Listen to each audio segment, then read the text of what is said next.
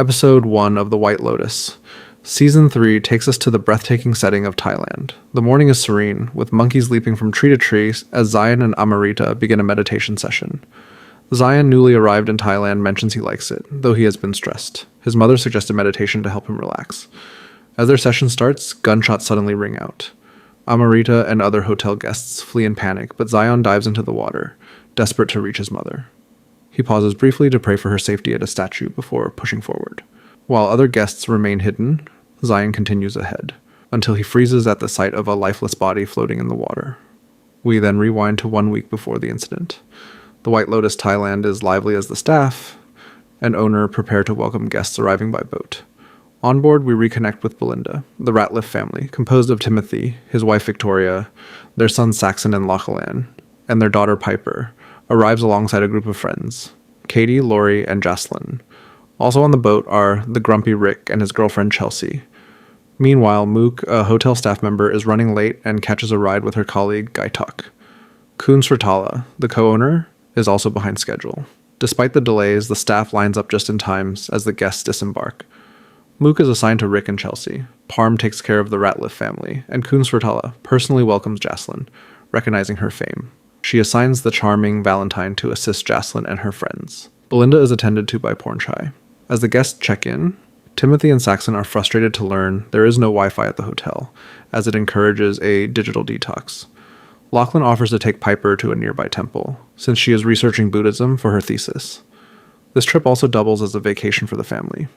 In contrast, Jaclyn and her friends are thrilled about their girls' trip. Friends since childhood, they have been too busy to meet, and this getaway is meant to help them reconnect. Meanwhile, Rick questions Mook about Kun Sritala's husband, and is visibly annoyed to learn he left for Bangkok the previous day. Chelsea, confused by his reaction, reminds him that he was the one who chose this hotel. They were originally supposed to go to Bali, but Rick changed plans at the last minute.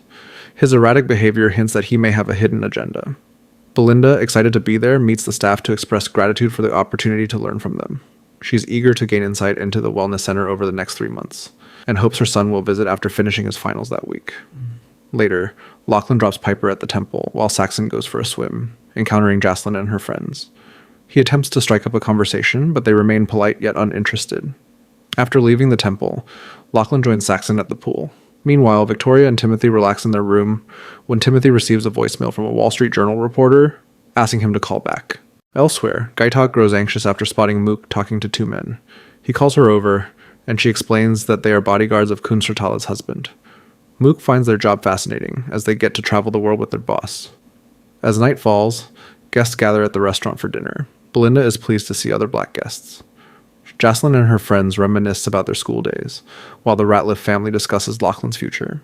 He has been accepted to Duke University but is uncertain about going. Timothy, however, insists it's the only option. Timothy steps away to take a call from the Wall Street Journal reporter, Bart.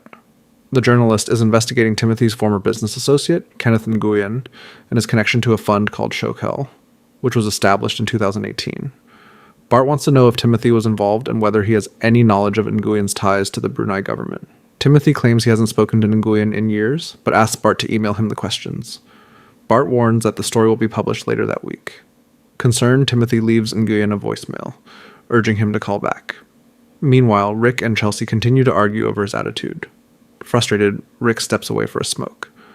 At the same time, Kun Sritala invites Jaclyn and her friends to dinner the following night to watch her performance. She reveals that she is well known in Thailand, and that her battle with an autoimmune disease led her to explore health and wellness, eventually opening the resort. Timothy, still rattled by the call, runs into Rick, who tries to chat. Still annoyed by Rick's rude behavior on the boat, Timothy ignores him. Chelsea, meanwhile, bonds with a young model over their shared frustration with their boyfriends. The model and her boyfriend Greg have been in Thailand for a year, living near the hotel and frequently dining there. After dinner, Belinda walks to her room and calls her son. Jaclyn and her friends have a few drinks, reflecting on how lucky they are. However, Laurie soon excuses herself, pretending to be tired.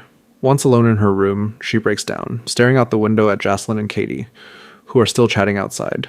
Saxon later offers to help Lachlan navigate his future, advising him not to let life pass him by like their sister. Lachlan considers the advice. Saxon, however, heads to the bathroom to masturbate. Meanwhile, Victoria and Timothy unwind in their room, reading and reflecting on how much Timothy has accomplished.